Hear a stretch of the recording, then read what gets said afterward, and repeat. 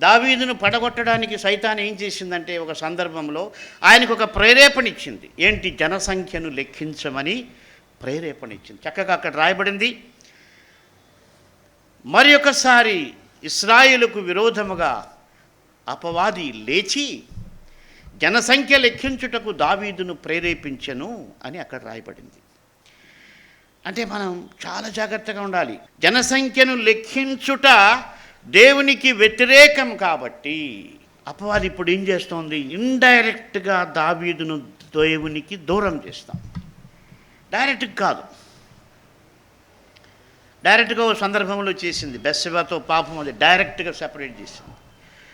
అయితే ఇంకో సందర్భం ఏంటంటే ఇండైరెక్ట్గా జనసంఖ్యను లెక్కించడానికి ప్రేరేపణ వచ్చింది. ఇక్కడ మనకు సందేహం రావచ్చు, మరి జనసంఖ్యను లెక్కించడం ఎందుకు పాపం అవుతుంది? లెక్కించే ఉద్దేశాన్ని బట్టి ఉంటుంది. ఒకవేళ నా జనసంఖ్యనంతా లెక్కేసుకొని దేవుడు ఇంత జనాన్ని నాకు ఇచ్చినందుకు కృతజ్ఞత చెప్పడానికి నేను జనసంఖ్యను లెక్కిస్తానంటే that is a positive motive. అలా కాకుండా నాకెంత సైన్యం ఉంది చూడు, నేను ఎంత గొప్పవాడినో చూడు, నా బలం ఎంతో ప్రజలకు తెలియాలి, నా సైనికుల సంఖ్య ప్రపంచానికి తెలియాలి అని లెక్కిస్తే అది నెగిటివ్ మోటివేషన్. బహుశా దావీదు ఆ యొక్క నెగిటివ్ మోటివేషన్లోకి వెళ్ళాడు.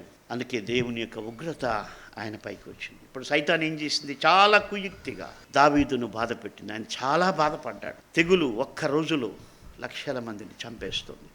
ఆయన చూస్తున్నాడు యెరూషలేము దగ్గర. ఏంటి ఆ పొరపాటు? అంటే చిన్న పొరపాటే, సైతాన్ యొక్క ప్రేరేపణకు లొంగాడు. అయితే దావీదు దేవుణ్ణి కనికరించమని అడిగితే దేవుడు కనికరించాడు. ఎందుకు ఆ సంఘటనలు రాయబడ్డాయంటే మన జీవితాల్లో కూడా ఎప్పుడైనా సైతాను ప్రేరేపణకు లోబడి పొరపాట్లు జరిగి ఉంటే మనం వెనక్కపోవాల్సిన పని లేదు, నిరుత్సాహపడాల్సిన పని లేదు.